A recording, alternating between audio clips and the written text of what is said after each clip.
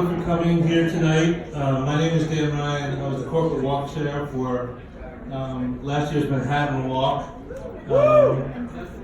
which I think was okay, right? We did it right? Yeah. Was that not bad? So I'd like to welcome you to the New York chapter Light the Night Awards Party. Tonight we're celebrating the accomplishments of all the folks here and how you really make this one of the greatest successes that we've had in terms of any of the LLS nights. As you know, the mission of LLS is to cure leukemia, lymphoma, Hodgkin's lymphoma, myeloma, and generally improve the quality of life for patients who are affected by these terrible diseases. This is my first year really involved with LLS, and my first time being corporate chair of anything similar to this. A year ago, I was undergoing treatment for stage 4 Hodgkin's lymphoma. So, the work that LLS does and all the work that you guys are doing to really help bring a cure to this terrible disease really hits me and my family quite closely. Right now I'm in remission as it relates to the Hodgkin's.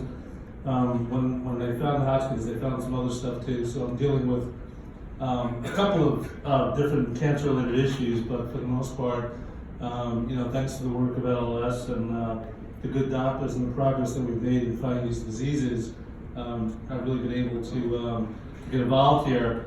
I have a great family, I have a big job, I've had a wonderful life, I live in this great city, when all this stuff happened to me, I really kind of, cancer changed me in many ways, really made me appreciate what I have in terms of my life, my job, my good friends, and the like. But it also made me really reflect on my life in terms of, whether I was doing enough to give back and to help others. And I realized that I wasn't. One of the things that I kind of went through this whole cancer process and journey was to say, how can I help others, through this? And through a colleague of mine who's here tonight, Rich Reynolds, who's on the board of the New York chapter. Rich, to yourself, of course. Rich introduced me to the team of LLS. They quickly asked me, do you want to be corporate chair for next year, for this year? I said, okay, what does that mean? They said, you got to raise $3 million. I said, all right, we'll give it a shot, let's go. So long story short, as I was starting to look at what I needed and what was missing in my life, LLS actually kind of came in and hit the spot, and it's been great. So we've all had a great season, and it's all thanks to the hard work that you've done. So New York chapter last year raised a remarkable $3 million. So if any of you were here at our event back in the summertime, that seemed like a big stretch, but I was pretty confident we were going to do it. I don't know why, but I was. And I think everyone banded together, and we had basically a great event. And we're looking forward to even more success as we move into the next year. So tonight we want to really join all the Light-Nighters from across all the boroughs in New York City from our 3 big events. Big shout out to any of the Queens people, because I know you got rained out on your night. So you folks had to kind of survive not only the general event here, but the weather as well too. So it's fantastic. I'm proud to announce, as far as I had lunch yesterday with Jim Roberts from the New York City chapter, and Dr. Lou, so our CEO of LLS, and our next year's chairman, who you guys will meet shortly. He was grilling him on everything under the sun in terms of he's a much more analytical guy than me. I'm emotional. I'm just like, how can we help? How can we make this happen? Let's make this work, right? He's a bit more of an analytical Wall Street type. He wanted to know, what's the return on investment? How much are we spending on all these PRs? What are we getting back? So, the great thing is I'm proud to announce that since it started in 2017, the FDA has approved 37 new treatments for blood cancers. Of those, LLS has played a role in 31 of them. So 31 or 37.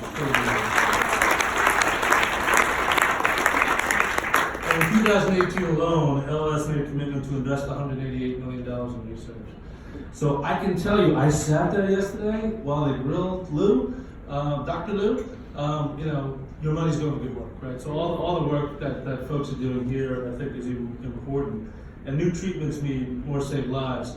I mean, the other thing is the impact on patients. One of the things that amazes me about cancer, and I think those of you who have been affected by it, either by a loved one or yourself, is that, you know, it's an equal opportunity disease, right? So sitting in the waiting room waiting for your chemo treatment, it doesn't matter who you are, what you do, how much money you have, where you come from, where you grew up, what your father's name was, you got cancer, right? In terms of where that goes.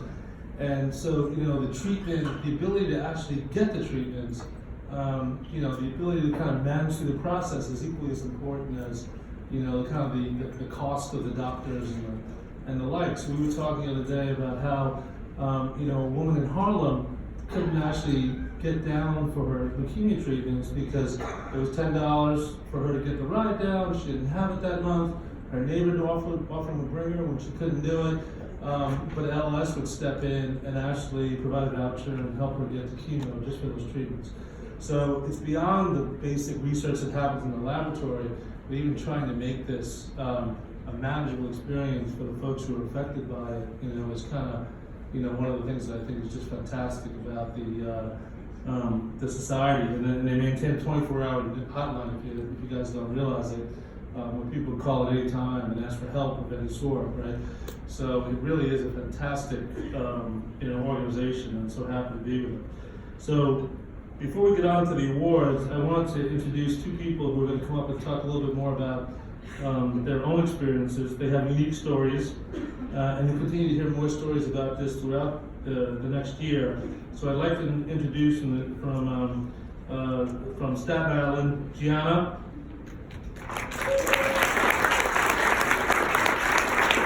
And this is the other side. So I'm an old guy, so every time I look at all these people and I go like, all right, I'm 55 years old, you know, I get it, you know. Gianna, how old are you? 20.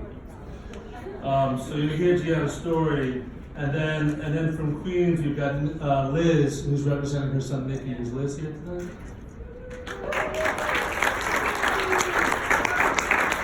So these are good. If I'm crying over there, don't give me some tissues. Will you? Go for it. Thank you. Hi everyone.